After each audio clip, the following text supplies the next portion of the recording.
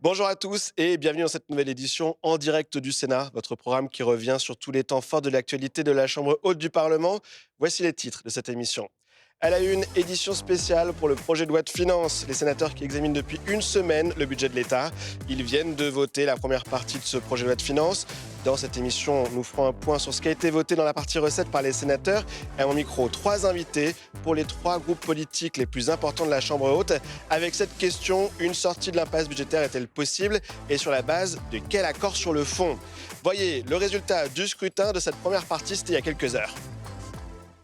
Votant 345, exprimé 303, pour 198, contre 105. La première partie du projet de loi de finances pour 2026 est adoptée. Mais d'abord donc un premier extrait de séance avec une modification forte de la majorité de la droite et du centre au Sénat. Les sénateurs qui ont supprimé la hausse d'impôts exceptionnels sur les sociétés prévue par le gouvernement sur les grandes entreprises qui ont réalisé des bénéfices. Une surtaxe qui devait rapporter 4 milliards d'euros dans les caisses de l'État. Mais les sénateurs de la droite et du centre qui ne veulent pas aggraver l'incertitude économique avec cette mesure exceptionnelle. Voyez les extraits de la séance préparés pour Public Sénat par Mathilde Noutarelli et Gauthier Dufossé. Je voudrais attirer l'attention de tous sur l'importance de la décision que nous allons prendre pour la vie de nos entreprises et de nos entrepreneurs. Je pense que les choix qu'a fait le gouvernement depuis le début du PLF en prorogeant la surtaxe d'impôt sur les sociétés sont tout bonnement, de mon point de vue, incompréhensibles.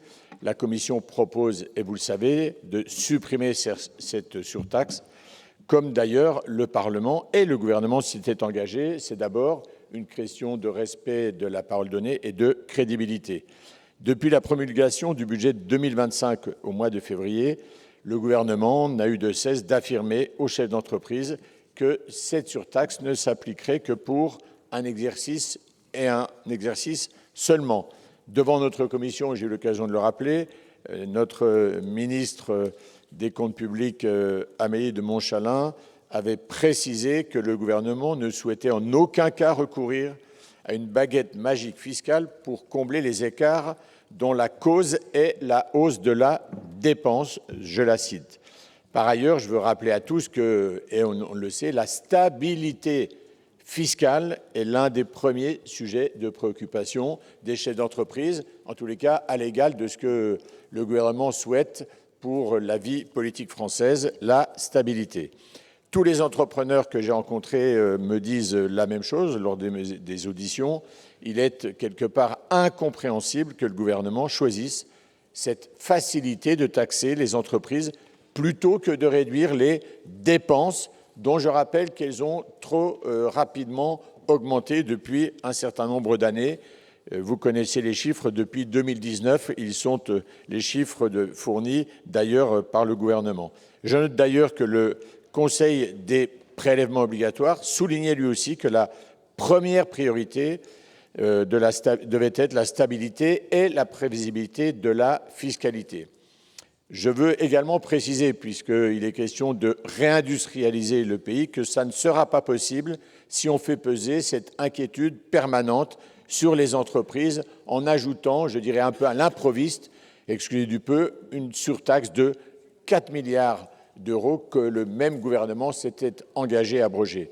Nous savons tous par expérience que le jeu des commandes croisées, les investissements des grandes entreprises font très souvent garnissent les carnets de commandes de notre tissu industriel de PME comme d'établissements de taille intermédiaire.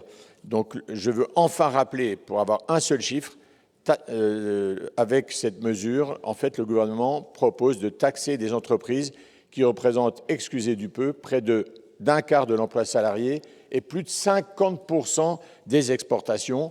Je ne vois donc pas de bons paramètres à cette surtaxe, raison pour laquelle il est proposé, le seul bon paramètre, me semble-t-il, c'est sa suppression. La parole est à M. Kozik. Merci, Monsieur le Président. Donc, l'article 4 que nous allons examiner vise à pérenniser la contribution exceptionnelle sur les bénéfices des grands groupes en la diminuant de moitié. Tout d'abord, je dois vous dire que les taux de cette contribution sont divisés par 2 dans le projet gouvernemental. Et pour ceux qui nous écoutent, elle touche 400 grandes entreprises dont le chiffre d'affaires en France est au moins égal à 1 milliard d'euros. Alors, ce n'est pas la peine de se lancer dans des diatribes sur les PME, car ce ne sont pas elles qui sont concernées avec cet article 4. Je voudrais rappeler que le taux de l'impôt sur les sociétés ne fait que chuter. Sous la présidence Macron, il est passé de 33% à 25%. Il y a même un décalage important entre le taux légal de 25% et le taux réel payé par les grandes entreprises, qui est en moyenne de 14%, alors qu'il s'élève à 21,4% pour les PME. J'ajoute que les entreprises du CAC 40 réalisent régulièrement des bénéfices records. Vous soutenez que cela participe à l'investissement et à l'augmentation des salaires, mais ce n'est pas vrai. La majorité des profits sont reversés aux actionnaires, et je rappelle que l'an dernier, ça a représenté plus de 100 milliards d'euros, record en Europe. Il ne faut pas non plus oublier les aides publiques versées sans contrepartie, ni critères, ni conditions, qui s'élèvent à plus de 211 milliards et qui sont captées par les entreprises qui sont concernées par cet article 4. Je vous remercie. Merci. La parole est à Monsieur Blanc. Trois éléments. Le premier, rappeler que oui, il y a eu un rapport de l'OCDE qui indique qu'il fallait qu'on ait une réorientation vers 25% de taux pour l'impôt sur les sociétés. Mais je veux rappeler quand même, parce que si on nous dit qu'on a une fiscalité sur les entreprises largement supérieure, etc., rappeler que dans les pays où on a un taux, par exemple les États-Unis, l'Allemagne, à ce taux national, quelquefois de 25%, il y a aussi des taux régionaux. Ce qui fait que les taux réels d'imposition sur les sociétés dans les pays de même strate ou qui nous environnent est supérieur à ce qui se passe en France, donc ça n'est pas scandaleux. Deuxième chose, rappeler que le gouvernement Barnier a mis sur pied cet impôt l'an passé. C'est un peu comme la CDHR. Il y a eu une opération de com. On nous a dit oui, mais c'est pour un exercice. Mais enfin, nous savons tous qu'on est engagé dans une trajectoire jusqu'à 2031, 2032, 2033, qu'il va nous falloir 180 à 200 milliards d'euros. Alors moi, je veux bien effectivement qu'on travaille sur des économies. Au moment du PLFSS, d'ailleurs, la gauche a proposé des économies qui ont été balayées. Mais il y a une certitude, c'est que des économies sans augmentation de la fiscalité, ça ne passera pas. Dire qu'on ne va pas augmenter la fiscalité, c'est mentir à nos concitoyens. Donc il y a un débat ensuite, où on augmente la fiscalité. Je crois qu'augmenter la fiscalité sur les grandes entreprises, sur un certain nombre de grandes entreprises, ce n'est pas quelque chose de choquant. Et puis, je voudrais juste terminer là-dessus, Monsieur le Ministre, mes chers collègues. Si nous voulons un compromis, si nous voulons un budget, si nous voulons de la stabilité dans le pays, alors il faut aussi qu'il puisse y avoir un effort qui soit communément réparti. Supprimer cet article, c'est la démonstration qu'il y a la volonté de ne pas avoir de compromis. C'est votre démonstration qu'il y a la volonté de ne pas avoir de budget et la démonstration qu'il y a la volonté d'avoir de l'instabilité dans le pays. C'est comme sur la CDHR. À un moment donné, il y a des impôts qu'on doit être capable de mettre sur pied et il faut qu'on leur donne une stabilité dans la durée. Merci. La parole est à Monsieur Marc Laménie. Merci, Monsieur le Président. Madame la Ministre, Monsieur le Ministre, le Président de la Commission des Finances, Monsieur le rapporteur général, mes chers collègues. Alors, quelques mots concernant cet article 4 qui vise à la prorogation en 2026 avec division par 2 des taux de la contribution exceptionnelle sur les bénéfices des grandes entreprises. Dans le PLF 2026, le total des recettes fiscales nettes sont estimées à 373 milliards d'euros. Remboursement et dégrèvement d'État s'élève à 140 milliards d'euros si l'on ajoute, alors en brut, ça ferait des recettes fiscales brutes à hauteur de 513 milliards d'euros, soit 18,7 milliards de plus par rapport à 2025. Si on prend les 3 grands impôts, la TVA, 109 milliards d'euros net, dont également plus 104 milliards d'euros pour l'impôt sur le revenu, 59 milliards d'euros l'impôt sur les sociétés, sont les 3 grands impôts.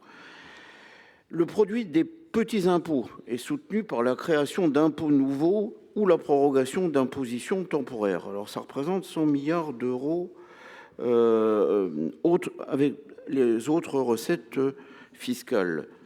Et je cite mon excellent collègue Emmanuel Capus sur le produit, la création d'impôts nouveaux, qu'il cite souvent. Alors donc, concernant l'impôt sur les sociétés, c'est la principale imposition sur les entreprises. Ça représente 17% des recettes fiscales pour 2025. Cette prorogation de ce dispositif dans l'article 4 affaiblirait réellement la compétitivité des grandes entreprises et ce sont réellement des employeurs. Donc j'irai dans le sens du rapporteur général avec un amendement de suppression de cet article et celui de notre excellent collègue Emmanuel Capus. Je vous remercie. Et la parole est à monsieur Olivier Rietmann, président. Merci, Monsieur le Président. Monsieur le Ministre, mes chers collègues, je voulais quand même apporter quelques points sur cet article et sur cette contribution exceptionnelle pour les grandes entreprises. Je l'ai dit dans la discussion générale, c'est déjà une question de respect de la parole donnée par l'État. Contribution exceptionnelle qui était de 8 milliards. Ce n'était pas contribution exceptionnelle de 8 milliards, puis peut-être encore un petit peu derrière. Quand va-t-on mettre fin à cette instabilité pour nos entreprises qui est le plus grand défaut qu'on peut leur mettre et le plus gros boulet qu'on peut leur mettre aux pattes? Il y a une question qui se pose, Monsieur le Ministre. Quand est-ce qu'on va arrêter tous les ans de mettre de l'instabilité dans les visions, la visibilité, les projets d'investissement des entreprises? Chaque année, les entreprises tremblent de savoir, mais et encore plus cette année que les autres, elles nous le disent toutes, qu'est-ce qui va se passer pour nous l'année prochaine? On vote au mois de novembre, décembre, un budget qui s'appliquera l'année d'après et qui conditionne, alors que les entreprises, eux, c'est du long terme, voire du très long terme. Quand j'entends, là, on n'est que sur les grandes entreprises, on n'est pas sur les PME. Mais je vous l'ai dit, arrêtons de mettre en opposition les très petites, les moyennes, les grandes. C'est un écosystème.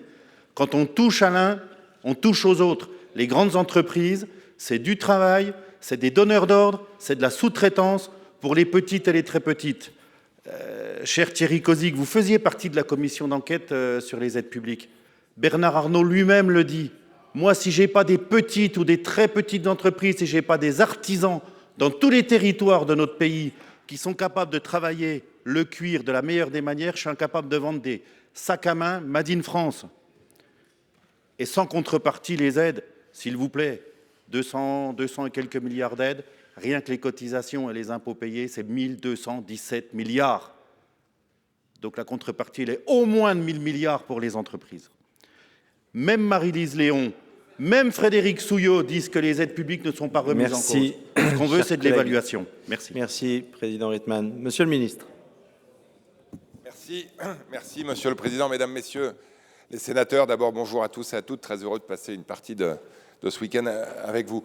Je vais prendre une parole sur cet article 4 et j'espère ensuite pouvoir aller très vite sur les avis des multiples amendements qui concernent cet article et l'après 4.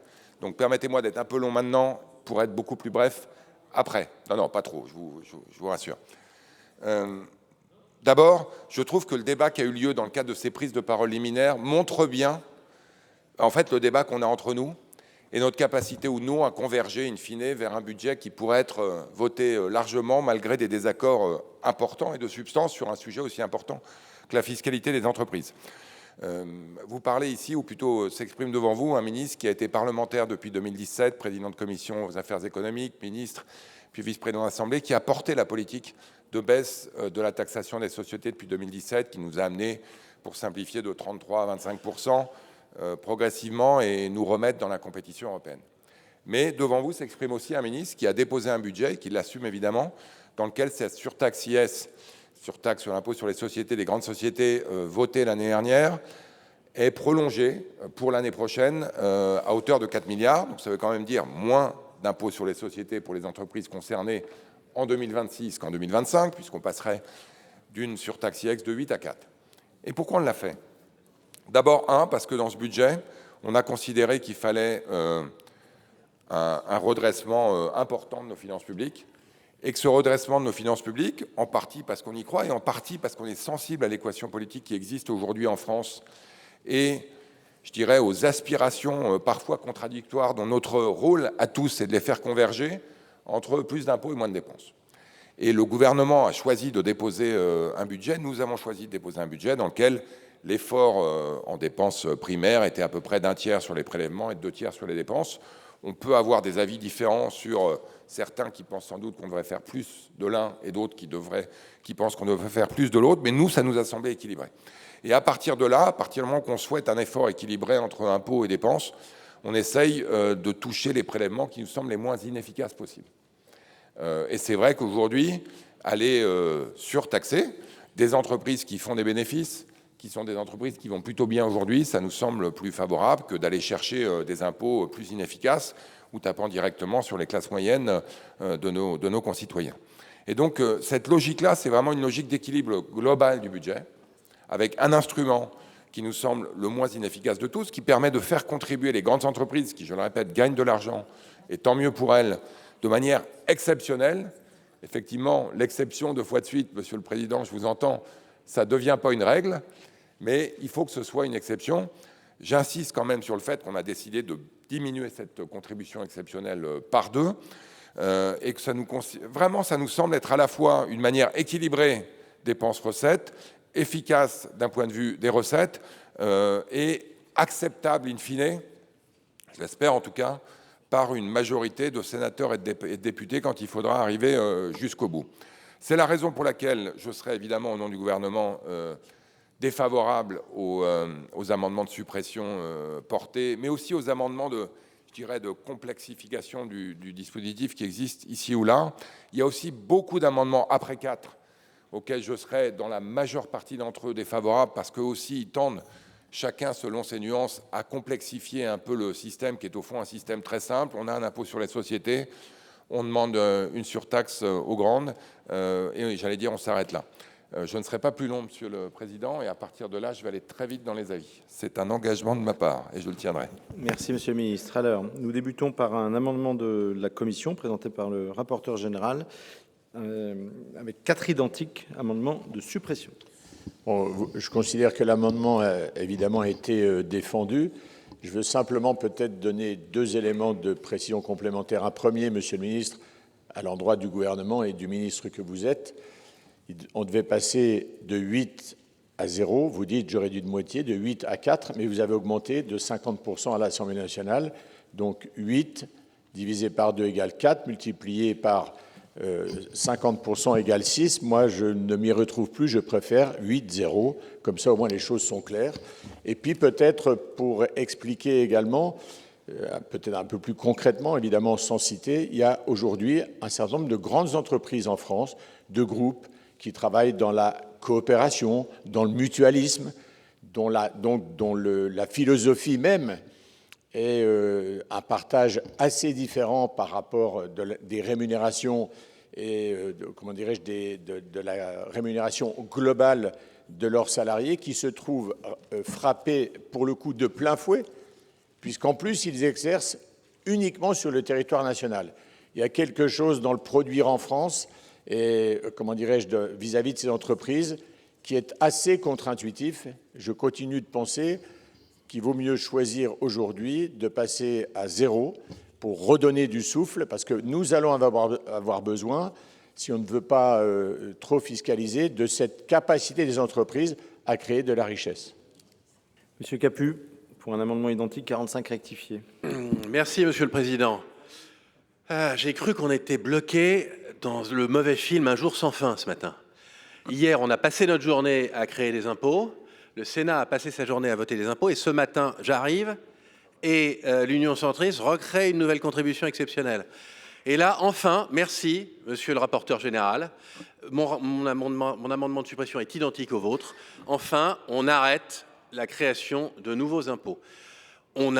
Qu'est-ce qu'il y a de pas clair dans contribution exceptionnelle ? Il y a contribution exceptionnelle, elle est exceptionnelle, et donc elle est temporaire. Merci, Monsieur le Président Rietmann, de le rappeler. Cette contribution, elle avait un caractère temporaire. La parole publique, le respect de la parole publique nécessite qu'on s'y tienne et qu'on ne demande pas des efforts exceptionnels chaque année aux grandes entreprises dont on sait, le Président Rietmann l'a rappelé, qu'elles sont en réalité dans des ensembles économiques avec beaucoup de sous-traitants. Et donc, si on tape l'un, on tape l'ensemble de la chaîne de production. Deuxième élément, un, elle est temporaire. Deux, je le rappelle, mais je pense qu'il faut le souligner, le matraquer, ça n'est pas en créant des impôts qu'on va résoudre les problèmes de notre pays, c'est en baissant la dépense publique. Et donc, il faut se concentrer sur la baisse de la dépense publique. Et le troisième et dernier point, on a déjà, mes chers collègues, des impôts extrêmement élevés par rapport aux impôts qui pèsent sur les entreprises dans l'Union européenne notamment. Et donc, il faut impérativement, rapidement baisser la dépense publique et baisser les impôts. C'est la raison pour laquelle je vous propose de supprimer, comme le rapporteur général et comme mes collègues, cette contribution exceptionnelle temporaire. Merci. La parole est à Madame Lavarde pour un amendement identique de suppression. Très bien, il était défendu. Très bien, le suivant n'est pas défendu. Donc nous avons 3 amendements identiques de suppression que je mets aux voix. Madame Blatrix-Contat. Merci, Monsieur le Président, Monsieur le Ministre. En effet, nous sommes dans un jour sans fin, le jour sans fin des baisses de recettes depuis hier. On a, dans notre haute assemblée, on nous rappelle souvent à la responsabilité d'atteindre, de stabiliser notre dette et d'atteindre 3% de déficit. Mais que voit-on depuis hier ? L'article 3 visant à lutter contre l'optimisation. La majorité sénatoriale l'a complètement vidé de son contenu et a affaibli le rendement. Hier encore, la modification de l'impôt sur la fortune immobilière, moins 600 millions, la ministre l'a indiqué. Donc, vous avez baissé sensiblement les recettes hier et encore aujourd'hui, vous privez l'État de 4 milliards de recettes. On le sait, depuis 2017, les dépenses, la part des dépenses dans le produit intérieur brut est stable et ce sont les recettes qui ont baissé. Donc, vous rajoutez encore à la facture du Sénat commence là à être salée. Et je voudrais revenir en effet sur l'impôt sur les sociétés, sur son taux qui est effectivement de 25%, mais pour les grandes entreprises, l'INSEE a rappelé encore très récemment que les grandes entreprises payent effectivement moins d'impôts que les PME. Leur taux effectif d'imposition, lié en partie à l'optimisation, est de 14,3%. On sait que leur impôt est régressif. Donc, je pense que c'est complètement irresponsable de se priver de cette recette. Ce n'est pas un impôt sur la production, c'est un impôt sur des entreprises qui sont rentables et qui peuvent contribuer à l'effort national. Je vous remercie. Merci. Monsieur le ministre, je vais vous laisser la parole parce que j'avais anticipé sur votre avis défavorable, mais si vous souhaitez prendre la parole. J'ai dit que je serais bref, donc c'est un avis défavorable. Juste pour Madame la sénatrice, la raison pour laquelle les grandes entreprises payent en moyenne moins d'impôts que les petites, c'est parce qu'elles investissent davantage en pourcentage du chiffre d'affaires. Donc tout ça est économique et absolument pas lié à de l'optimisation quelle qu'elle soit. Mais avis défavorable sur tous les amendements de suppression. Voilà pour cet extrait de la séance qui se tenait cette semaine au Sénat. Pour en parler, j'accueille ici David Marguerite. Bonjour. Bonjour. Sénateur LR de la Manche. C'est l'une des principales modifications de la droite depuis une semaine dans ce volet recettes du budget. Pas de surtaxe pour les grandes entreprises. Cela devait rapporter 4 milliards dans le budget. Et cela a valu à la majorité de la droite et du centre d'être accusé en séance de privilégier les grandes entreprises et non pas les Français dont certains impôts vont augmenter. Qu'est-ce que vous répondez ? Je dirais que le Sénat a totalement remanié la copie initiale du gouvernement et il a complètement évité également, le Sénat, de rentrer dans l'hystérie fiscale, ce que le président Gérard Larcher a appelé l'hystérie fiscale de l'Assemblée nationale. Et en effet, nous avons choisi d'éviter des prélèvements extrêmement lourds pour les Français et dangereux pour la croissance économique. Je pense, en effet, vous venez de le citer, à la surtaxe sur l'impôt sur les sociétés que nous avons évité dans le débat budgétaire et supprimé, parce qu'en effet, il s'agit là de permettre la croissance et d'éviter de l'asphyxier. Et en même temps que nous faisons cela, nous avons évité que les auto-entrepreneurs se voient imposer un seuil de TVA revu à la baisse. Donc, le message que nous envoyons, il est à la fois pour les grandes entreprises, les moyennes entreprises et également pour les artisans, les commerçants. Bref, la responsabilité du Sénat est bien de faire en sorte que l'économie puisse continuer de tourner dans notre pays et d'éviter des surtaxes qui viennent étouffer la croissance. Un budget pro-business, vous l'assumez, c'est la copie qui va ressortir à la fin. Non, je dirais que c'est un budget de responsabilité parce que quand nous votons des mesures qui sont des mesures qui soutiennent la croissance économique, nous préservons également le pouvoir d'achat des Français et je pense à l'indexation du barème de l'impôt sur le revenu pour la première tranche qui évite à 200 000 de nos concitoyens les plus modestes de rentrer dans l'impôt sur le revenu. Bref, c'est un budget d'équilibre, de responsabilité et qui privilégie en effet la baisse de la dépense à l'augmentation de l'impôt. Est-ce que votre priorité, c'est toujours de ramener le déficit à 4,7% du PIB contre 5,4% cette année? Cette marche, elle est toujours atteignable dans les mesures qui sont votées actuellement? Oui, et la majorité sénatoriale y veille. Nous faisons en sorte, en effet... Malgré la suppression de certaines recettes? Oui, vous bien sûr, l'assumez, parce oui. que nous l'assumons complètement. Nous avons voulu, tout au long de ces débats budgétaires sur la partie recettes, tenir la ligne des 4,7%. Nous allons rentrer dans la partie dépenses désormais, mais nous allons voter des mesures qui vont réduire la dépense publique. Et je voudrais également dire que le Sénat, et c'est sa responsabilité, préserve les collectivités territoriales, puisqu'un effort de quasiment 5 milliards leur a été demandé par le gouvernement. Aujourd'hui, cet effort est ramené à 2 milliards, et ce n'est que justice pour des collectivités territoriales qui ne sont en rien responsables aujourd'hui de la dette abyssale de notre pays, qui votent des budgets à l'équilibre et qui participent à 70% de l'investissement public et qui donc soutiennent la croissance. On peut rajouter taxe sur les petits colis de 5 €, suppression de l'abattement de 10% pour les retraités les plus aisés, donc effort des collectivités ramené à 2 milliards d'euros. Est-ce que ces mesures ont des chances d'atteindre la copie finale? Parce qu'il va y avoir maintenant un exercice compliqué avec la navette parlementaire. Oui, en effet, nous sommes maintenant dans le dur des discussions qui vont commencer avec l'Assemblée nationale via la navette parlementaire. Nous espérons que la responsabilité l'emporte, en effet, députés et sénateurs puissent arriver à un budget qui soit un budget de compromis et qui soit un budget qui préserve à la fois les Français, les plus modestes et la croissance économique. Et est-ce qu'on peut dire aux Français qu'il y aura bien un budget d'ici au 31 décembre? Parce qu'on voit que c'est compliqué, même sur le budget de la sécurité sociale qui est examiné en ce moment par les députés. Est-ce qu'il y a une sortie de crise possible de cette impasse politique? Je l'espère, mais je fais partie de ceux qui considèrent qu'il vaut mieux à l'arrivée qu'il n'y ait pas de budget tout de suite plutôt qu'un très mauvais budget pour les Français.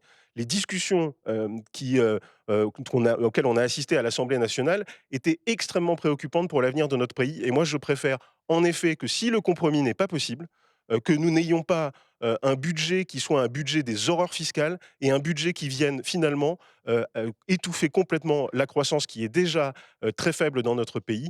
Et donc la responsabilité, je l'espère, l'emportera en évitant ce risque. Donc, si la droite n'obtient pas gain de cause sur la copie, donc avec ces mesures votées en ce moment au Sénat, il y aura une loi spéciale et vous assumez le compromis n'est pas voilà, le Graal dans cette négociation. Si, je crois que le compromis est possible et qu'il est souhaitable pour notre pays, mais je crois que le compromis, ce n'est pas la compromission et que éviter le pire, c'est éviter un budget qui, en effet, ne préserve pas l'intérêt des Français et de la croissance économique. Et c'est le chemin qu'il faut trouver, parce que le Premier ministre a annoncé qu'il ne voulait pas de 49.3, ce qui est pour moi une erreur. Le 49.3 n'est pas un outil contre la démocratie parlementaire, c'est un outil du parlementarisme rationalisé, c'est-à-dire un outil qui permet, lorsque le débat n'est plus possible, d'arriver à un compromis et à un budget pour la France. Je regrette la décision du Premier ministre de ce point de vue. Donc, comme Bruno Retailleau et Gérard Larcher, vous appelez Sébastien Lecornu à reprendre cette idée, à revenir sur cette décision d'utiliser le 49.3. C'est pas trop tard, il peut l'utiliser en nouvelle lecture. Je crois qu'il peut le faire, bien évidemment. Je crois qu'il est encore temps de revenir à la raison. Je suis profondément gaulliste. C'est un outil, le 49.3, qui a été mis en place dans les institutions de la Ve République, précisément pour éviter la situation de crise dans laquelle nous sommes aujourd'hui. Il faut l'utiliser quand il n'y a pas d'autre solution. Et j'ai une dernière question à propos du budget de la sécurité sociale, l'autre texte budgétaire. Qu'est-ce que vous pensez de la position du parti Horizon à l'Assemblée nationale, du groupe Horizon? Édouard Philippe a expliqué on ne peut pas voter pour. Est-ce que cette intransigeance complique aussi la donne et l'équation? Ça revient à ce que je disais tout à l'heure, c'est-à-dire que lorsque le compromis n'est pas possible et que nous arrivons à un budget extrêmement dangereux, en effet, il faut ne pas le voter, parce que c'est aussi un acte de responsabilité que de ne pas voter n'importe quoi. Donc, d'une certaine manière, je comprends la position qui est celle aujourd'hui d'Édouard Philippe, et je comprends qu'en l'état actuel des choses, en effet, le budget de la sécurité sociale ne soit pas votable. Bien, merci beaucoup. Merci beaucoup. Merci pour cette réaction à notre micro. Et donc, le texte qui maintenant continue sur le volet dépenses au Sénat, alors que les députés, eux, examinent le PLFSS. Merci. Merci beaucoup. Allez, deuxième extrait des débats et autres moments clés au Sénat lors de l'examen de ce volet recettes avec le débat autour de la taxe Zuckman. La gauche qui a tenté de reproposer cette taxe, mais elle n'a pas été adoptée. Autre modification, la majorité sénatoriale qui a réécrit le dispositif du gouvernement qui visait à taxer les holdings, en excluant notamment de l'impôt les actifs financiers et la trésorerie détenue par les holdings. Voyez ces moments forts préparés pour Public Sénat par Mathilde Notarelli et Gauthier Dufossé. Dès qu'on parle de la taxe Zuckman, d'abord, on nous dit qu'il y aurait une inconstitutionnalité. Je le dis ici, jamais démontré. Jamais démontré. Non, mais il y a un moment, quand on justifie une argumentation, faut-il l'avoir. La deuxième chose, c'est, soyons très précis, on y revient, tout le monde le sait ici, 1800 foyers. C'est-à-dire que c'est une taxe qui va toucher 0,003% de la population. Quand même une vraie question entre légalité et légitimité. Et enfin, sur ces 2%, je veux dire, en gros, là, soit c'est ce qu'on vient de faire là, nous, on a voté contre l'article 3, il n'y a même plus de rendement possible, là.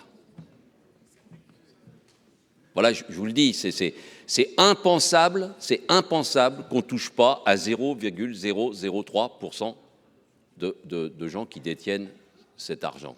C'est pas tenable. Ça passera peut-être là, ça sera légal le vote, mais ça ne sera pas légitime dans la société française, et y compris tout électorat. Ça ne sera pas seulement une question d'électorat de gauche et d'électorat de droite. C'est insoutenable. C'est insoutenable.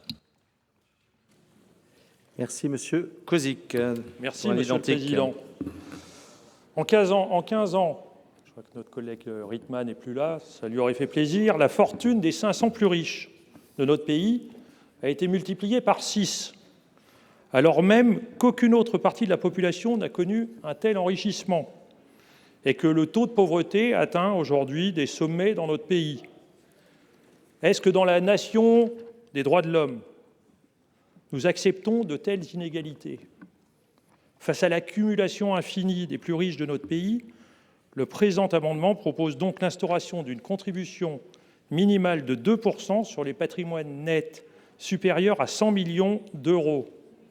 Cette taxe cible les patrimoines de plus de 100 millions d'euros avec une base taxable alignée sur les règles applicables aux droits de mutation, incluant notamment les titres de sociétés industrielles, commerciales, artisanales, agricoles ou libérales. Un dispositif qui, je le rappelle, est soutenu par 7 prix Nobel. Le constat est simple. 0,1% des ménages les plus riches de notre pays bénéficient aujourd'hui d'un taux d'imposition proportionnellement inférieur à celui pesant sur les ménages modestes. Si l'on considère l'ensemble des prélèvements, TVA, impôt sur le revenu, impôt sur les sociétés, CSG, ces mêmes millionnaires paient l'équivalent de 26% de leurs revenus en impôts, contre 54% pour la moyenne des Français. Une injustice qui n'a d'ailleurs cessé de croître sous l'ère d'Emmanuel Macron, faisant de la France le pays avec le plus de milliardaires en Europe aujourd'hui. Face à une iniquité criante, cette taxe permet de garantir que les plus riches de notre pays ne paient pas plus, mais proportionnellement pas moins d'impôts que leurs secrétaires. Pour un amendement identique, 1498. Merci, Monsieur le Président. Je l'ai dit plusieurs fois, mais évidemment, ce projet de loi de finances, c'est celui qui doit répondre à une question qui part d'un constat qui est partagé, qui est que nos comptes publics sont dans le rouge, liés à un certain nombre de cadeaux fiscaux. Et ces comptes publics sont dans le rouge. Et aujourd'hui, on doit décider entre nous qui va contribuer au redressement des comptes publics. Mercredi dernier, vous avez fait un choix en votant le projet de loi de financement de la sécurité sociale. Ce sont les allocataires des différents minima sociaux qui vont contribuer au redressement des comptes publics. Tout à l'heure, en rejetant l'article 3, même modifié, vous avez renoncé à lutter contre l'optimisation fiscale, l'optimisation des plus hauts patrimoines. Nous, on vous propose un amendement de rendement, puisque vous y avez renoncé précédemment, mais de rendement qui pourrait contribuer à hauteur de 15 à 25 milliards d'euros de redressement de nos comptes publics, en ciblant les 0,01% les plus fortunés, qui, ça a été démontré non pas par Zucman ou par des groupes de gauche, ça a été démontré par l'Institut des politiques publiques, qui paye moitié moins d'impôts que vous et moi et que les 99,9% des Français. Donc on vous propose cet impôt plancher sur la fortune qui permet à la fois de faire contribuer les plus hauts patrimoines, ceux qui ont profité des 8 dernières années du mandat Macron. Et donc, on préfère que ce soit les plus hauts patrimoines qui contribuent que les classes les plus fragiles de notre pays. Merci. Le 1734 rectifié, présenté par Monsieur Massé dans cette discussion commune. Merci, Président, Madame la Ministre. Une partie du groupe RDSE soutient l'adoption de la taxe Zucman et estime que cette proposition permet de s'attaquer à un angle mort de notre fiscalité et s'adresse aux républicains de tout poil. Cet amendement réaffirme un principe simple. Dans une république juste, les très grandes fortunes doivent contribuer à hauteur de leur puissance économique. L'adoption de cet amendement reviendrait à faire un choix républicain fort, protéger l'égalité devant l'impôt pour protéger l'égalité entre les citoyens. Dans un contexte de crise budgétaire et sociale, où les inégalités se creusent et où le consentement à l'impôt s'effrite, il n'est plus tenable qu'une minorité contribue proportionnellement moins qu'un salarié ou un artisan. Cette mesure n'est ni provocatrice ni excessive. Elle vise simplement à rétablir une justice fiscale devenue indispensable. Merci. Nous poursuivons avec deux amendements identiques. Et le premier, c'est le 185 rectifié, présenté par Madame Blatrix-Contat. Merci, Monsieur le Président, Madame la Ministre. C'est un amendement de repli qui reprend absolument l'esprit de l'impôt minimum sur les très hauts patrimoines en abaissant le taux à 1%. L'objectif est simple, proposer un compromis plus que raisonnable, un compromis que l'on pourrait penser largement partageable lorsqu'on entend les alertes de 7 prix Nobel d'économie qui appellent à instaurer ce type de mécanisme. Difficile d'imaginer une proposition plus modérée. Les travaux académiques, les données de l'administration fiscale le démontrent, on l'a déjà beaucoup dit.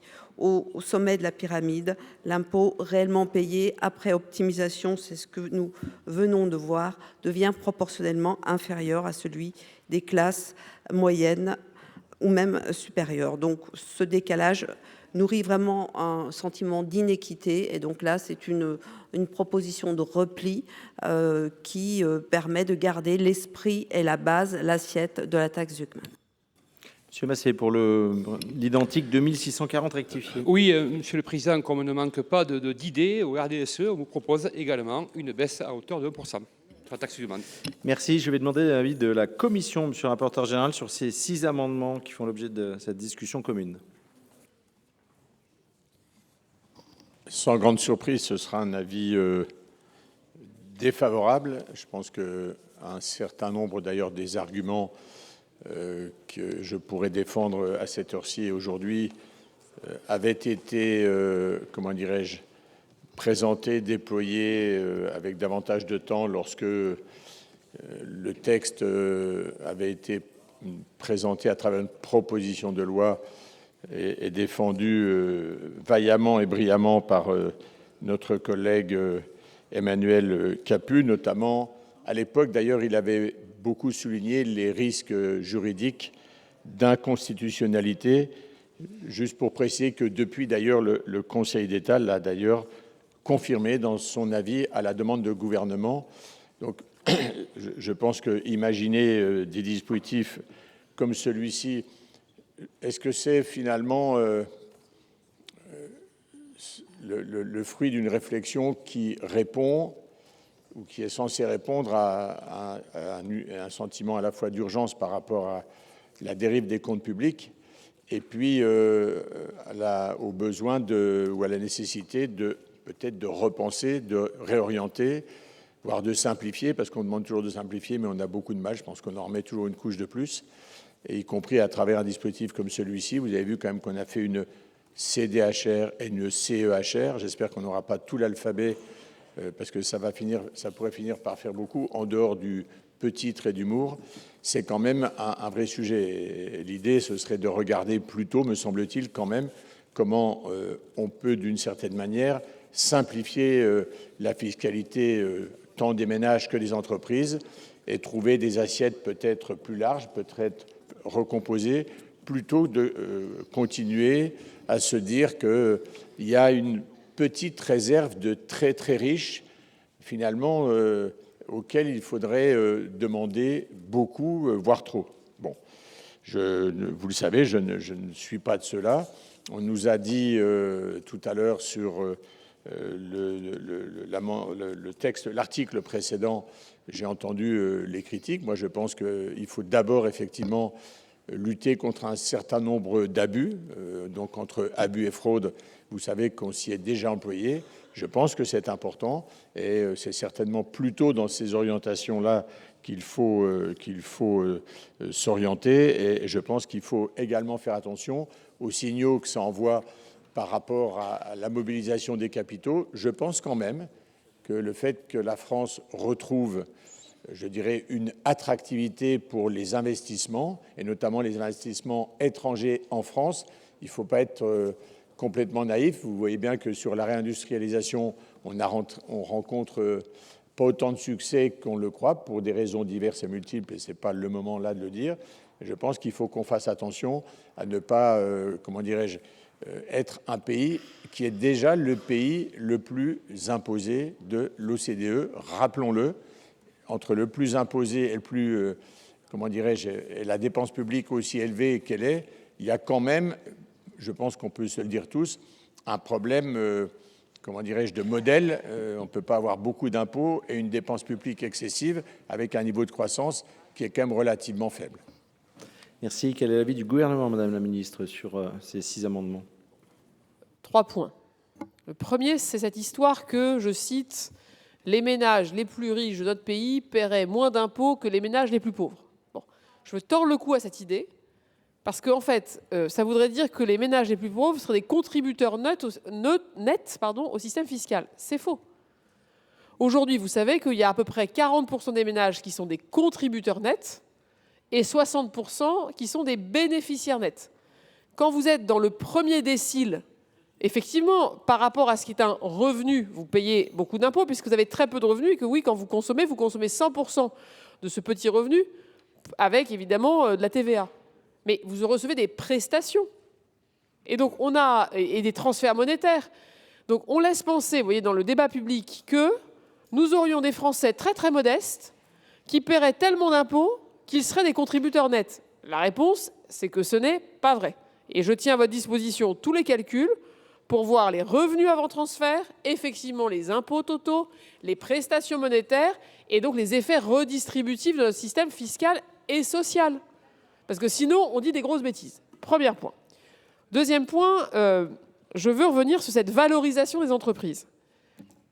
Comment sont calculées les valorisations que nous lisons, peut-être certains d'entre nous, dans le magazine de l'été qui vous dit « Monsieur Machin a une fortune de temps ».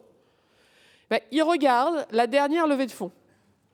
Si quelqu'un vous donne 1 million pour prendre 1% de votre patrimoine, de votre entreprise, ce journal et notre débat dit « Eh bien, du coup, les 100% de l'entreprise valent 100 millions ». Personne n'a jamais vu les 100 millions. Personne n'a dit que parce que 1% de l'entreprise vaut 1 million, quelqu'un veut acheter l'entreprise, 100% de l'entreprise pour 100 millions. C'est donc une extrapolation qui est faite sur la dernière levée de fonds. Et c'est pour ça que, par exemple, les licornes valent des milliards sans que jamais personne n'imagine que si on vendait l'entreprise, le fondateur en aurait les milliards en question. C'est une extrapolation à partir des dernières levées de fonds pour en général les toutes petites parties du capital où quelqu'un veut entrer dans l'entreprise et effectivement paye cher pour entrer dans l'entreprise.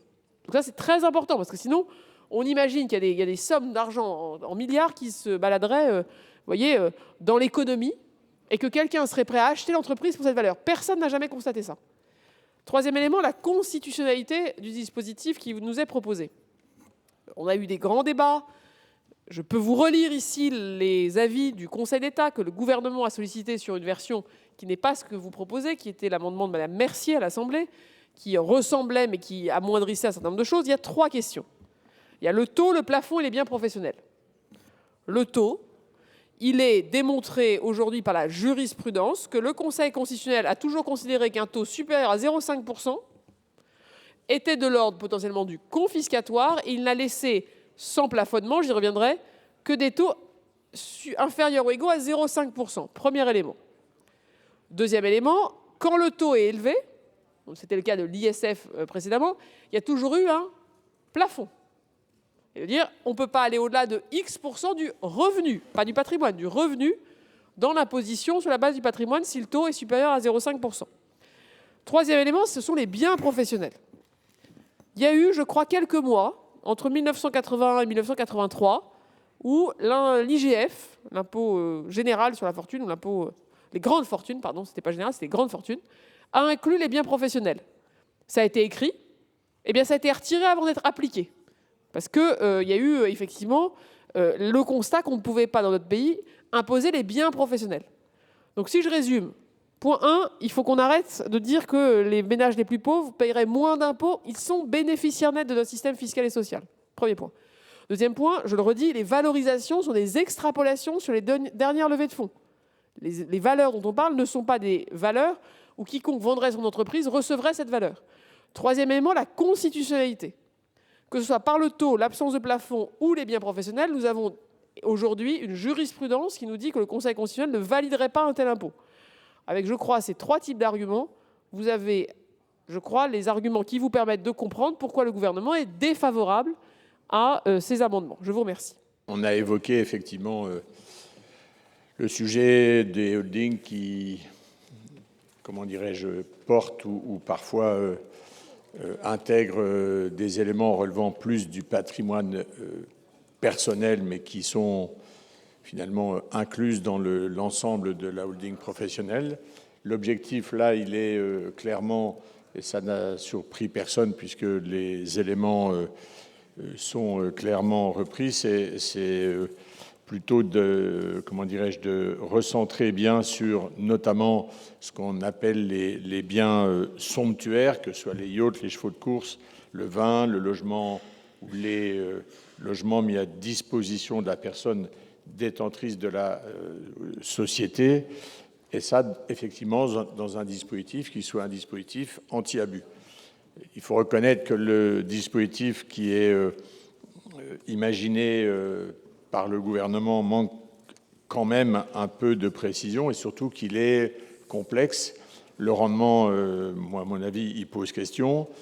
Ce qu'on propose également, c'est d'avoir un taux porté à 20%, justement pour avoir un effet anti-optimisation et non pas peut-être un objectif de taxe de rendement. Alors certains pourront peut-être ne pas partager cette envie de faire du rendement, mais il ne faut pas faire du rendement à tout prix ou à n'importe quel prix. Et enfin, nous proposons un plafonnement pour rendre, comment dirais-je, ou protéger ce dispositif d'un risque d'inconstitutionnalité pour qu'il ne soit pas, pour qu'il respecte le principe d'égalité devant les charges publiques. Merci, monsieur le rapporteur général. Donc, une série ensuite de 6 sous-amendements à cet amendement. Le premier présenté par madame Lavarde. Le 1375 rectifié. Merci, qui s'inscrit parfaitement dans la continuité de ce que vient de dire le rapporteur général. Et le sous-amendement, en fait, vient préciser un certain nombre de dispositions. Notamment, il sort de l'assiette l'ensemble des biens et notamment des biens culturels qui sont mis à disposition du public et donc bénéficient à des tiers. Il précise le statut des logements qui rentreraient dans l'assiette de la taxe et il reprend notamment pour l'évaluation de ces biens immobiliers la notion de passif qui existait dans la rédaction initiale du gouvernement et de manière plus générale pour l'ensemble des biens qui ont été listés par le rapporteur général. Il exclut tous ceux qui sont affectés à une activité opérationnelle éligible et un certain nombre d'ailleurs d'amendements plus tard viennent cibler une fois les chevaux, une fois les spiritueux, les vins et spiritueux. dès lors que les vins et spiritueux sont là parce que c'est l'activité de l'entreprise, ils n'ont pas vocation à être taxés, ce sont des stocks. Si les chevaux sont là parce que la société a une activité de course, ils n'ont pas à être taxés. Voilà ce que dit ce sous-amendement. Merci. Nous poursuivons avec un 2062 rectifié quater par Madame Darcos. Merci beaucoup, Monsieur le Président. Alors, dans la suite aussi de tous ces amendements, moi, je voulais vraiment pouvoir mettre un coup de projecteur pour que soient bien évidemment exonérées de cette taxe toutes les œuvres d'art, antiquités ou de collection, mais avec une condition, en fait, c'est que les entreprises puissent exposer dans des lieux accessibles au public ou à leurs salariés, en fait, ces 10 œuvres d'art, parce que ça me paraît quand même logique, ayant été achetées par la holding. C'est vraiment près de 200 000 emplois dans des galeries d'art et dans le monde de l'art qui seraient exposés si cette taxe restait en état, et les collections seraient achetées à l'étranger, seraient dilapidées, alors qu'en fait, au final, il faut que vous sachiez que la plupart des donations dans les collections de musées sont avant tout des collections privées qui ont été rassemblées et pas disséminées de génération en génération, avec des dations aussi importantes. Donc, il me paraît essentiel qu'on puisse les sortir de cette taxe. Merci. Un sous-amendement 2660 rectifié, Monsieur Jean-Pierre Vogel. Monsieur le Président, Madame le Ministre, mes chers collègues, l'amendement du rapporteur général vise à recentrer la taxe sur le patrimoine financier des holdings patrimoniales en ciblant plus précisément les actifs strictement patrimoniaux à finalité d'optimisation fiscale. Et cette intention est légitime. Mais l'inclusion dans la liste des biens dits somptuaires des chevaux de course et de concours constitue, elle, un contresens économique majeur. Une charge est considérée comme somptuaire lorsqu'elle est excessive par rapport aux bénéfices qu'elle apporte. Assimiler ces équidés à de simples biens de confort patrimonial, c'est oublier leur nature d'actifs productifs pleinement intégrés dans une filière agricole et sportive d'excellence. Une telle mesure méconnaît la réalité agricole et productive des équidés, fragilise une filière stratégique déjà sous tension et s'éloigne totalement de l'esprit du dispositif qui devait cibler des actifs improductifs, non ceux qui créent de la valeur dans nos territoires. Rappelons-le, la filière équine française qui englobe l'élevage, sport loisirs, courses, chevaux de territoire, représente 66 000 emplois directs, 11 milliards d'euros de chiffre d'affaires, 1 million d'équidés et 1,5 million de pratiquants, faisant de l'équitation le 3e sport français. Nos 233 hippodromes accueillent chaque année plus de 18 000 courses, contribuant au dynamisme rural et au rayonnement international de la France. Il convient aussi de ne pas oublier que le PMU a abondé le budget 2024 de l'État à hauteur de 782 millions d'euros. Ce n'est pas somptuaire. Ainsi, notre sous-amendement propose de supprimer le 31e alinéa afin d'exclure les chevaux de course et de concours du dispositif, parce que ces chevaux ne sont pas des biens somptuaires, ce sont des actifs agricoles, créateurs de valeur, ancrés dans nos territoires. Les taxer comme des objets de luxe serait injuste, inefficace et destructeur pour une filière déjà fragilisée. Je vous invite donc à adopter ce sous-amendement par cohérence économique et par soutien à une filière essentielle de nos territoires. Merci, chers collègues. Le 2751, Monsieur Rittmann. Sous-amendement. Merci, Monsieur le Président, Madame la Ministre, mes chers collègues. Cet amendement vise à préciser uniquement l'amendement de notre rapporteur général préféré concernant les chevaux de course et de concours ainsi que les vins et alcools, pour bien préciser que quand ces éléments sont des actifs professionnels et qu'ils servent notamment dans un cadre professionnel, ils ne sont pas dans l'assiette de la taxe holding. Mais j'ai bien compris, au vu des explications de notre collègue Christine Lavarde, qu'il est déjà satisfait par mon sous-amendement. Merci, chers collègues. Ensuite, 2694, Monsieur Canevet. Merci, Monsieur le Président. Il s'agit d'un amendement qui vise à l'anti-abus, parce que tout à l'heure, j'ai entendu un collègue me dire que toutes les holdings allaient partir à l'étranger. Il faut donc avoir un dispositif qui permette de faire en sorte que si le départ à l'étranger poursuit un but fiscal d'échapper à l'impôt, eh bien qu'on puisse le cerner et réintroduire cela dans ce qui doit être payé. Donc, l'amendement cerne tout à fait cela et vise à lutter contre ces tentations de vouloir partir pour des raisons fiscales à l'étranger.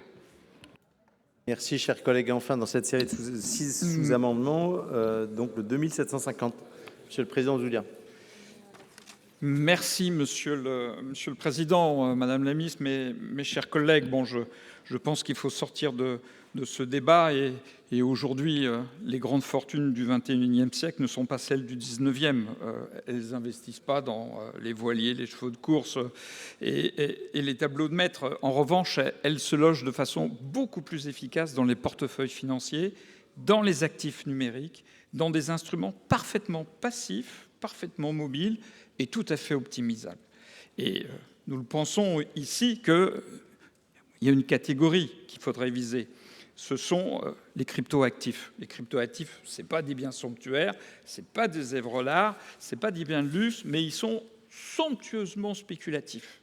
Et c'est à cela qu'il faut s'en prendre, parce qu'ils n'ont pas d'usage économique, ils n'ont pas de salariés, pas d'activité professionnelle et pas de justification opérationnelle. Un actif, il ne sert qu'à une seule chose, placer du patrimoine dans une structure juridique pour échapper à l'impôt. Je vous remercie, Monsieur le Président. Au fond, ce qui est proposé, c'est de changer un mécanisme anti-optimisation, tel que souhaité par le gouvernement, en un mécanisme anti-abus. C'est ça que vous êtes en train, Monsieur le rapporteur général, avec votre amendement, de proposer à la représentation nationale ici présente. Connaissant la dynamique de cet hémicycle, si tel est votre choix d'en faire un dispositif anti-abus, il faut dans ce cas-là que effectivement vous puissiez voter, à mon avis, le sous-amendement de Madame Lavarde.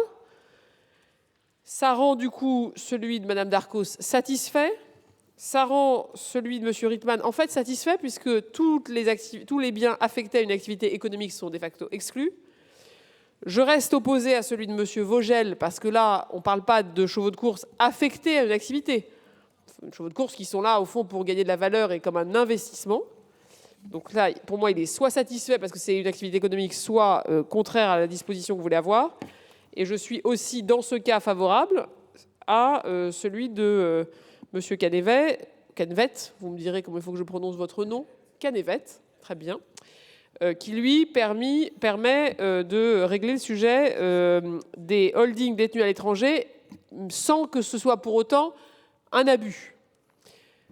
Bon, donc vous comprenez bien, nous on a proposé un dispositif anti-optimisation large. Bon, j'entends qu'une majorité potentiellement se dégagerait pour en faire un dispositif anti-abus. Donc je m'en remets à votre sagesse. Mais si vous avez dans votre sagesse envie de voter celui de M. Husson, je propose donc, pour résumer, que vous soyez favorable à celui de Mme Lavarde et à celui de M. Canevet. Pour la suite, peut-être, Monsieur le Président, est-ce que vous acceptez que je ne donne mes avis qu'au cas où cet amendement numéro 1 ne serait pas voté? Parce que je crains que s'il est voté, les autres tombent. Alors je ne sais pas si les sénateurs et sénatrices veulent mes avis d'un monde de vote qui peut-être dans quelques secondes n'existera plus. Auquel cas, moi j'étais prête, comme vous voulez. Oui, allez-y. Bon, soyons efficaces, donc je donnerai mes avis s'ils sont encore en débat. Donc on va faire sur le Rittmann, en fait. Le Rittmann, c'est pas clair. Alors, je vais mettre aux voix donc l'ensemble de ces amendements et sous-amendements. J'avais juste une demande de précision sur l'amendement de le sous-amendement de Monsieur Rittmann, pour que nous soyons bien d'accord. C'est sagesse. Très bien. Voilà, pour que ce soit clair pour nous et pour tout le monde. Donc, je vais mettre aux voix les deux... Ah, pardon, explication de vote, Madame Robert. Oui, désolé. Merci, Monsieur le Président. Non, rapidement. Moi, à titre personnel, je ne suis pas pour taxer les œuvres d'art. Et je trouve intéressant, en tout cas, l'amendement de Madame Darcos, qui réduit le périmètre à la différence de celui de Madame Lavarde, pour une raison très simple. Et c'est intéressant dans la rédaction, c'est qu'il y a une contrepartie. Et cette contrepartie, elle est d'exposer aussi ces œuvres d'art aux salariés et dans les entreprises, ce qui est explicitement, en tout cas, mentionné dans l'amendement. Et pour vous dire aussi deux raisons, c'est que sur la question des œuvres d'art, on parlait ce matin dans les discussions d'effet de bord ou d'impact. Aujourd'hui, la question du marché de l'art, forcément, sera impactée. Et je pense que cette fragilisation du marché de l'art, au moment même où l'écosystème de la scène contemporaine française est aussi fragilisée n'est pas un bon signe. Et enfin, et dans l'amendement de Madame Darcos, il est bien dit que la question des donations, et notamment ces donations qui alimentent nos collections publiques et des musées dans l'ensemble de nos territoires, eh bien, je pense que ça, en tout cas, aura un effet de les atténuer, ce qui serait là aussi, dans le contexte actuel, un mauvais signal. Blanc pour explication de vote. Moi, je suis pour les holdings. Il y a un problème sur le minuteur, là. Je suis pour les holdings. Je pense que c'est un dispositif intelligent qui peut permettre le développement de notre économie. Le débat ici, c'est pas est-ce qu'on est pour les holdings ou contre les holdings. Le débat ici, il est de savoir s'il y a des montages économiques qui permettent d'être dans l'évitement de l'impôt. C'est ça le sujet. Et l'amendement, le dispositif qui nous est proposé, il n'empêche pas d'avoir les holdings, d'avoir des yachts, d'avoir des bijoux, d'avoir des œuvres d'art. Il n'empêche pas les holdings d'acheter des caisses de vin.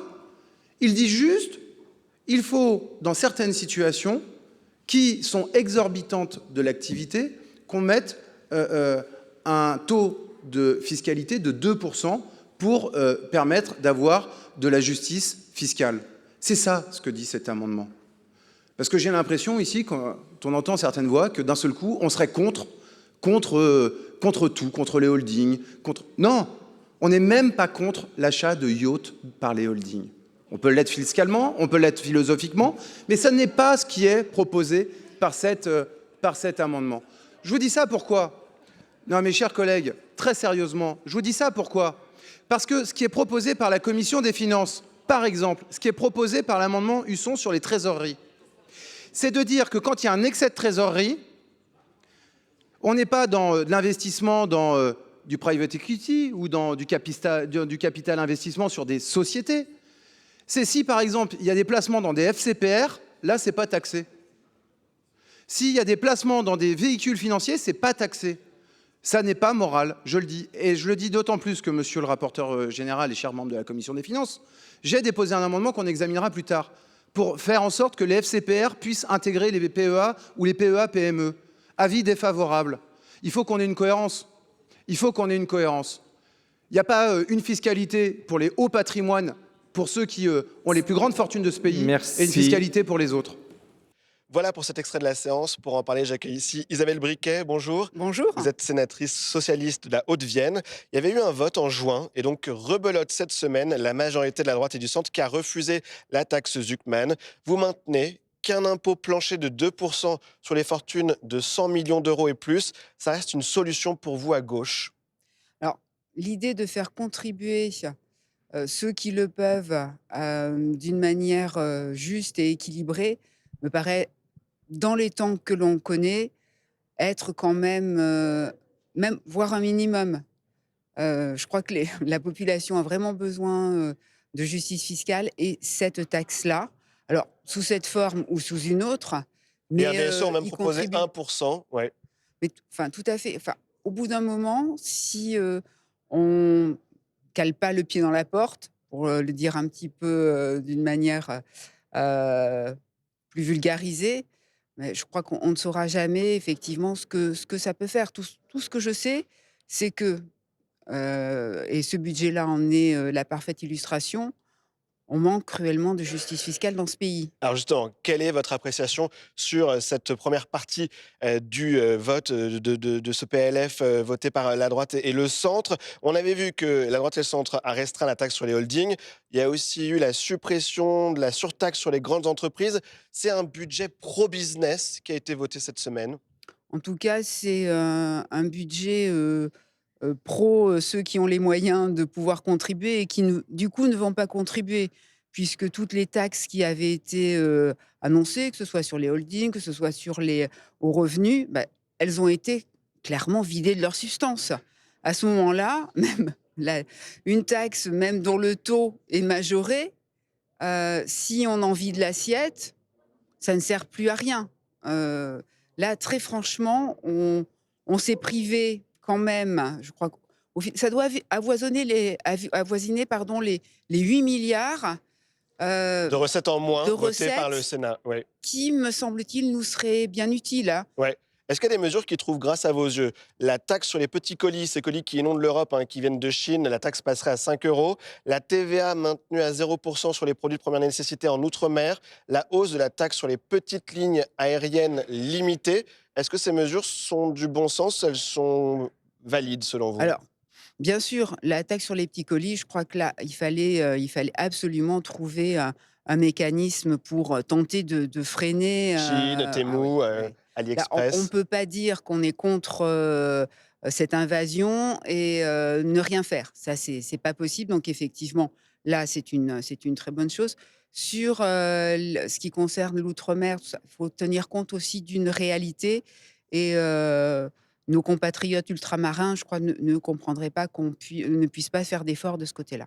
Est-ce qu'il y a des choses que vous auriez souhaité porter dans ce budget qui sont les grands absents de cette partie recettes? Bien sûr, c'est ce qu'on a évoqué tout à l'heure. Hein, La justice effectivement, un peu, fiscale. je crois qu'à un moment donné, nos finances publiques sont dans un tel état que, bien sûr, même quand on est à gauche, on ne dit pas qu'il faut aller sur le tout impôt. Hein, ce n'est pas l'ajustement ne pouvait pas que se faire par des recettes supplémentaires. Bien sûr qu'on est prêt à discuter sur les économies à faire et elles seront indispensables. Mais là, se priver quand même de 8 milliards de recettes alors que ça sera nos compatriotes les plus fragiles qui vont payer l'addition, je trouve qu'on aurait pu faire bien mieux. Il nous reste 1 minute. Qu'est-ce qui va se passer ensuite? Qu'est-ce qu'on peut dire à nos concitoyens qui ne comprennent pas exactement cette impasse politique autour du budget? Qu'est-ce qui va se passer d'ici le 31 décembre? Qu'est-ce qu'on peut leur dire à nos concitoyens? Mais écoutez, en tout cas, il faut espérer que nous arrivions à un budget. Nous Pour arrivions vous, la à un loi budget. spéciale, ce serait dangereux? Bah, C'est ce que semble dire la droite, plutôt qu'une compromission, une loi spéciale. écoutez, pour moi, vaut mieux un budget, même si je ne partage pas du tout les orientations et si j'aurais aimé qu'il soit différent. Vaut mieux quand même un budget pour les Françaises et les Français. Bien, merci. Merci. Merci Isabelle Briquet pour cette réaction à notre micro. Allez, on en vient au troisième thème dans cette émission et le budget des collectivités territoriales. Les sénateurs se sont mobilisés en séance pour dénoncer l'effort demandé aux collectivités de 4,6 milliards d'euros dans la copie du gouvernement. Les sénateurs qui ont voté pour ramener cet effort à 2 milliards d'euros. Écoutez les moments forts en séance cette semaine.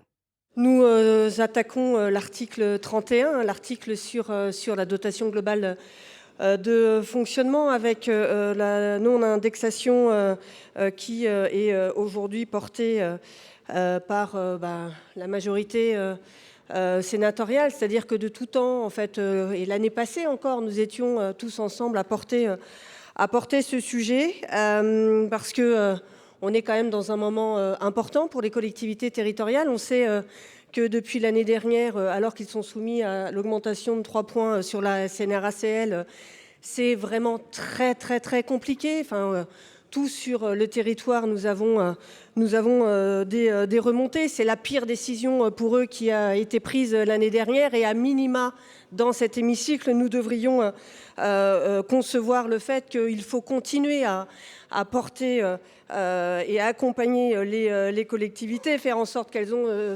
suffisamment de fonctionnement pour pouvoir assumer l'ensemble de leurs charges. Elles ont notamment un devoir massif Parce que c'est 1 minute et pas plus, alors sinon on n'y arrivera pas. Oui, c'est vrai que c'est 1 minute, pas plus, mais enfin là on est quand même sur un débat Oui, mais quand on est sénateur, on a aussi une capacité de synthèse. Qui est sérieux. Allez. On passera les amendements, je ne le défendrai pas, Allez, mais c'est non, un moment allez, qui est particulièrement non, je vous en prie, c'est bon, c'est bon. Monsieur Marc Laménie, pour 1 minute nous à sommes vous. dans la chambre des territoires. C'est Monsieur incroyable. Marc Laménie, à vous.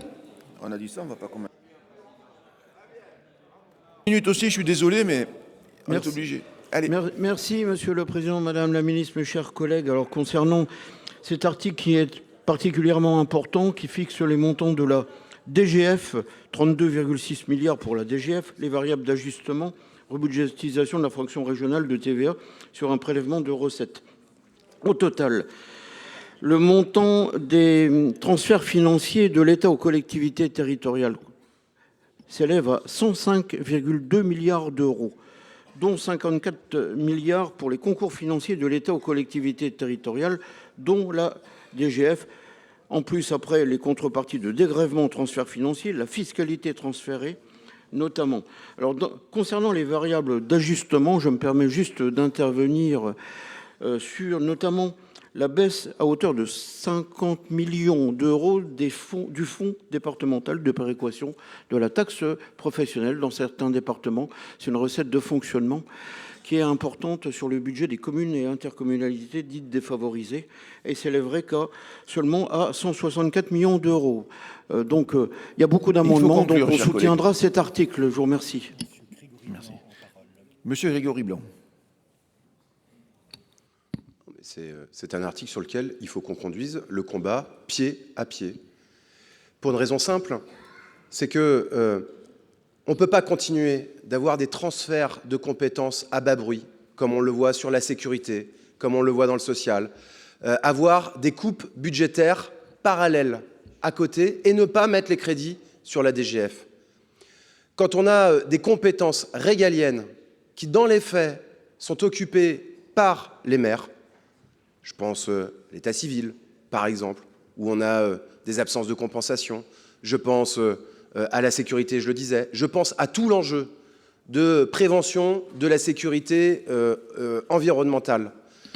Tous les enjeux d'adaptation de nos territoires pour faire en sorte que nos concitoyens puissent être rassurés, en sécurité. Là, je me dis, il y a un problème. Si on ne donne pas les moyens à travers l'outil qui est fait pour cela, qui s'appelle la DGF, à ce moment-là, on va continuer de biaiser nos fonctionnements. Ça ne peut plus durer comme ça. C'est par la DGF qu'il faut qu'on attaque les problèmes. Alors, nous allons procéder à la discussion sur les amendements. 42 amendements en discussion commune et 2 sous-amendements. Le premier, le 1484. Allez-y, monsieur Barros. Oui, merci, monsieur le président. Je vais présenter les deux si ça vous dérange bien pas, volontiers. très rapidement. Le présent amendement instaure à compter de l'exercice 2026 un mécanisme d'indexation automatique de la DGF sur l'inflation mesurée en moyenne annuelle afin d'assurer la stabilité de la dotation en volume et de mettre fin aux pertes récurrentes en euros constants induites par le gel de l'enveloppe normée. Le second amendement, le 2148, propose en fait de rattraper la perte de DGF résultant de l'absence d'indexation sur l'inflation depuis 2018. Le calcul consiste à appliquer l'inflation cumulée 2018-2026 à la DGF. On est quand même, depuis 2018, sur une perte globale de 4,65 milliards d'euros en moins pour le financement des services publics et des collectivités territoriales. Pour reprendre les éléments et les mots des collègues précédents, en effet, on a bien compris que la DGF est de la compensation aujourd'hui, que ça ne finance plus ce qui a été transféré par l'État aux collectivités, mais c'est un vrai drame et c'est une vraie complexité pour boucler les budgets sur le terrain. Merci beaucoup. Si je peux me permettre, vous ne défendiez que le premier, le second, seule Madame Kuckerman était signataire. Donc, je vous le dis. Voilà. Ensuite, nous avons 3 amendements identiques. Le 30 rectifié. Allez-y. Oui, alors c'est un amendement que nous proposons ensemble avec nos collègues de la gauche sénatoriale, qui propose une revalorisation réelle de la DGF pour 2026 à hauteur de l'inflation. Moi, je suis choquée réellement qu'on ne considère pas que ce débat puisse se faire calmement, sur lequel chacun puisse prendre la parole et que vous m'ayez coupé la parole. D'autant plus qu'il y a une vraie hypocrisie. On a tous ensemble voté le statut de l'élu. On a voté la PPL, mais ça veut dire quoi? C'est encore un report de charges. Et là, on est en train d'expliquer que, outre le fait qu'on ait augmenté la CNRACL, outre le fait qu'on continue à porter des charges de fonctionnement sur les collectivités, on ne décide même pas collectivement de pouvoir indexer la DGF et dans des conditions de débat qui sont, à mon sens, inadmissibles. Nous sommes la Chambre des territoires. Si nous ne sommes pas là pour défendre les collectivités territoriales, alors qui le fera? Vraiment, je suis particulièrement choquée. Merci. Pour le 1075, monsieur Barros, j'imagine. Un amendement que vous avez co-signé. Ah, monsieur Savoldelli. Excusez-moi, avec le président Rénal, nous avions une petite conversation. On est sur la DGF. Bon, je vais aller à l'essentiel, donc je vais tenir ma minute, monsieur le président. Nous demandons d'indexer intégralement la dotation globale de fonctionnement sur l'inflation pour l'année 2026. Et pourquoi, Madame la Ministre? Parce que l'argent que l'État promet aux collectivités, ça ne se dévalue pas. C'est un autre contrat qui a entre la République, entre l'État et les collectivités, et que chaque euro reste pleinement utilisable pour le service auquel il est prévu. Et nous appelons donc, je vous le dis tout de suite, le gouvernement à lever le gage sur une DGF qui tient compte de l'inflation pour l'ensemble des collectivités et de ne pas en rester à maintenir à l'enveloppe nominale. Voilà, les choses sont claires, simples. Après, il y a un choix politique à faire. Service public, démocratie locale et collectivité territoriale. Et pas de dévaluation comme si on était un institut monétaire. Merci pour votre capacité de synthèse. Allez, le 1393, Monsieur Kozik, à vous. Merci, Monsieur le Président. Donc, le groupe socialiste souhaite également présenter un amendement d'indexation de la DGF sur l'inflation pour 2026. Et c'est vrai qu'on voit qu'aujourd'hui, l'inflation est redevenue une nouvelle réalité dans notre pays, comme dans le monde, qui affecte à la fois les budgets de nos collectivités, mais aussi de nos citoyens, dans des proportions que personne n'aurait pu imaginer, à situation exceptionnelle, mesure exceptionnelle. D'ailleurs, chacun peut mesurer aujourd'hui mesurer l'impact du désintérêt porté aux collectivités territoriales, la centralisation croissante, galopante, j'ai envie de dire, du gouvernement a entraîné la confiscation délibérée de leur pouvoir de taux et donc des moyens indispensables pour répondre aux besoins vitaux de nos habitants. Pire encore, pendant que l'État restreint les ressources, il pousse les collectivités à devenir le guichet de dernier recours des services publics jusqu'à les rendre dépendantes de financements étatiques. C'est pourquoi il nous semble extrêmement important de réindexer la DGF sur l'inflation. Alors, pour le 716, Madame Riquet. Merci, Monsieur le Président.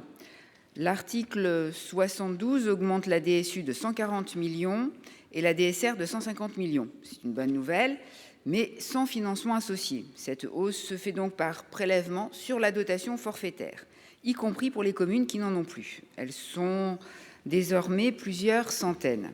Résultat, ce sont les communes encore dotées, souvent moins riches, qui financeraient la péréquation à la place de celles qui ne contribuent plus. C'est exactement l'inverse de l'objectif recherché, un système de péréquation qui devient anti-péréquateur. Notre amendement propose donc une solution simple et cohérente, ajuster l'enveloppe de DGF à du concurrence des hausses de DSU et de DSR. Je vous remercie. Merci. Monsieur Piffert, pour le 1089 rectifié. Merci, Monsieur le Président. Madame la Ministre, je présente l'amendement de Madame Antoine. Donc, ce présent amendement vise à majorer l'enveloppe de la DGF de 290 millions d'euros afin de compenser la hausse de la DSR, 150 millions, et de la DSU, 140 millions. Le PLF pour 2026 prévoit en effet une augmentation des dotations de péréquation communale à un niveau similaire à celui de la loi de finances 2025, mais sans financement associé. Ce faisant, il conduit à ce que l'augmentation de la DSR et de la DSU soit effectuée par prélèvement sur la dotation forfaitaire. Or, en 2025, il s'avère que plusieurs centaines de communes ont désormais une dotation forfaitaire égale à 0. Ainsi, le présent amendement, afin d'éviter que le financement de la péréquation soit paradoxalement anti-péréquateur, il propose d'ajuster l'enveloppe de DGF à due concurrence de l'augmentation de la DSR et de la DSU. Merci, Monsieur le Président. Merci beaucoup. Le 29 par Madame Senet. Presque un amendement de repli. Il vise à rétablir un minimum de justice sur la DGF, d'une part en l'indexant sur l'inflation, comme le Sénat l'a toujours défendu, et d'autre part en supprimant, et ça a été dit, les minorations issues des variables d'ajustement qui réduisent discrètement finalement les attributions aux collectivités. Après un week-end où la majorité sénatoriale a supprimé près de 7 milliards, je le rappelle, de recettes, il faudra quand même assumer de dire que, faute de ressources, l'État n'a pas les moyens de donner une juste part au territoire. Et nous tenons ici, avec le groupe écologiste, à tenir la ligne historique du Sénat sur ce sujet, avec une DGF stable en euros constants. Madame Noël va soutenir le 346 rectifié. Il est défendu. Le suivant n'est pas soutenu. Le 2169, par qui? Défendu. Il y a M. Lamini. Alors, je ne sais pas s'il l'avait co-signé. Non, il ne l'avait pas co-signé. Le 2169, par le groupe communiste, M. Barros, M. Savoldelli, quelqu'un souhaite-t-il en 1 minute, allez-y. Merci, Monsieur le Président, chers collègues. Avec cet amendement de repli, nous défendons une mesure simple, revaloriser la dotation globale de fonctionnement du bloc communal à hauteur de l'inflation prévisionnelle pour 2026, soit 1,3%. Cette mesure est simple, enfin en tout cas ne nous semble pas très compliquée. Elle représente tout de même 248 millions d'euros supplémentaires pour les communes et les intercommunalités par rapport à 2025.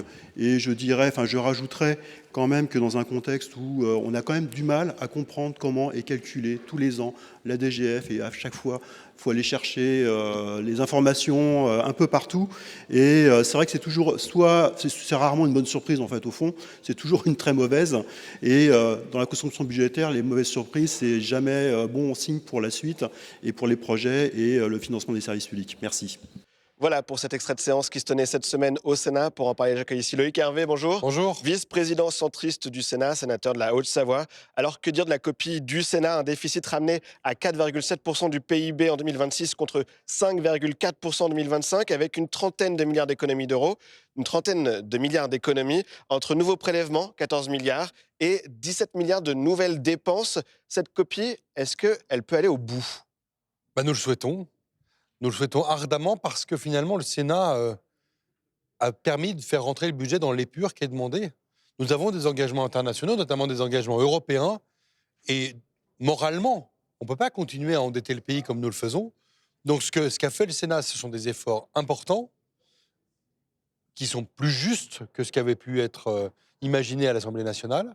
Et donc on a un travail maintenant pour persuader les députés de nous rejoindre sur cette copie. La majorité de la droite et du centre, qui a restreint la taxe sur les holdings, qui a également supprimé plus tôt dans la semaine la surtaxe sur les grandes entreprises. C'est un budget pro-business aussi, cette copie. Alors nous n'avons que la partie recette, nous allons attaquer les dépenses ensuite. Donc oui, nous assumons, la majorité sénatoriale, d'être favorable aux entreprises, à l'activité économique, à la croissance, évidemment, par construction.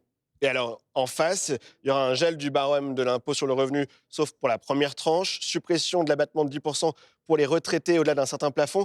Vous le dites, il y aura quand même un effort à faire pour les classes moyennes, pour les Français. Alors, on préserve toujours ceux de nos compatriotes qui sont les plus précaires, évidemment, et on essaye de faire en sorte de passer ce moment difficile qui va nous emmener jusqu'en 2029, où on doit arriver à l'objectif de 3% du PIB maximal. Donc il faut, on l'a dit, des économies, des recettes, quelques recettes supplémentaires, et surtout accompagner l'activité économique. C'est par plus d'activité économique que nous arriverons à faire face à nos contraintes. Quelle suite pour ce budget ? Vous avez commencé à en parler. Il faut convaincre maintenant vos collègues députés. Est-ce qu'une commission mixte paritaire peut être conclusive ? Et comment, justement, faire pour les convaincre, vos collègues ? Alors, premièrement, il faut qu'on vote les recettes. Ce sera fait aujourd'hui. On va ensuite voter les dépenses. Ça va être l'objectif des jours prochains. Et une fois qu'on aura le budget voté par le Sénat, eh bien, il y aura une réunion entre 7 députés et 7 sénateurs pour essayer de trouver un consensus. Et c'est là que le point le plus important se trouve. Moi, je souhaite qu'on ait un budget pour 2026 voté avant le 31 décembre. La droite dit compromis oui, mais pas compromission. Et sinon, loi spéciale, c'est pas grave, c'est ce qu'a dit Bruno Retailleau. Ça ne peut pas se faire à n'importe quel prix, mais il faut trouver un compromis quand même. Sachant que la loi spéciale veut dire, c'est une loi qui permet de payer les fonctionnaires au début de l'année, mais veut dire que nous devrons voter un nouveau budget pour 2026, début 2026. Donc la loi spéciale n'est pas une solution en soi. Elle permet de gagner du temps. À ne pas aller sur la loi spéciale, il faut que LR et PS votent ce texte. Ou en tout cas, qu'il y ait un compromis entre ces deux formations politiques, ce qui est très très compliqué aujourd'hui. Vous savez, dans ce pays, depuis quelques mois et années, on compte les personnes, les hommes et les femmes de bonne volonté. J'allais pas dire sur les doigts de la main, mais il y a quand même pas de grande volonté de la part d'un certain nombre de partis politiques, notamment, d'aller vers le compromis. On n'a pas le choix, les Allemands, d'autres démocraties européennes nous montrent que face à un éclatement de la représentation politique à l'Assemblée nationale, nous n'avons pas d'autre choix. Donc, chacun doit faire des efforts, un peu ras-le-bol des lignes rouges dans tous les sens, et il faut que chacun prenne en compte les contraintes de l'autre et essayer de trouver un compromis pour donner un budget au pays. Parce que si nous n'avons pas de budget, nous avons des risques économiques et financiers qui sont importants. Et le monde économique en France, notamment les chefs d'entreprise, en ont ras-le-bol de cette situation.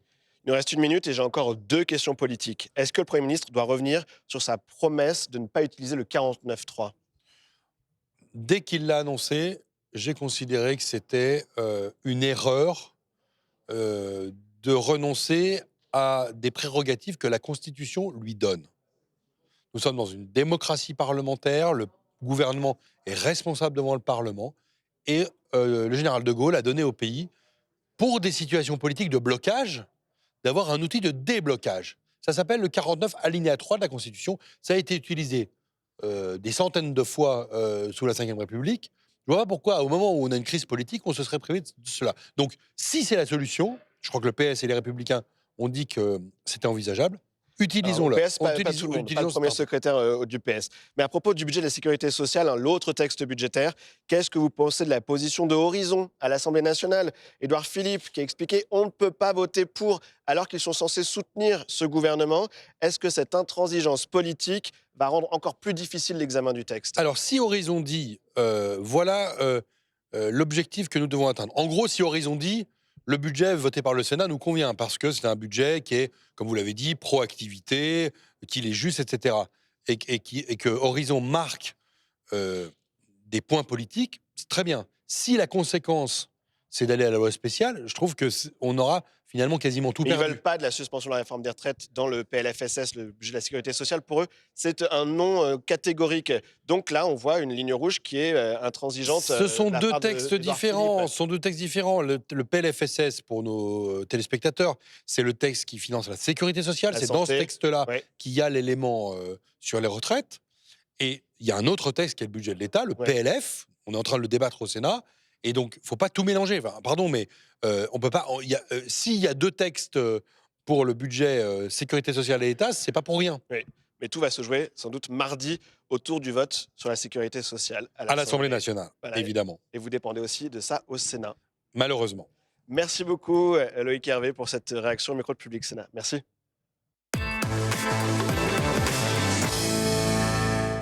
Et c'est la fin de cette édition. Merci à vous de l'avoir suivi. N'hésitez pas à lire les décryptages, à voir les replays, c'est sur publicsénat.fr. Prochain rendez-vous avec l'info dans quelques minutes à 18h pour Sens Public. C'est présenté par Thomas Hugues. Très belle suite des programmes sur Public Sénat.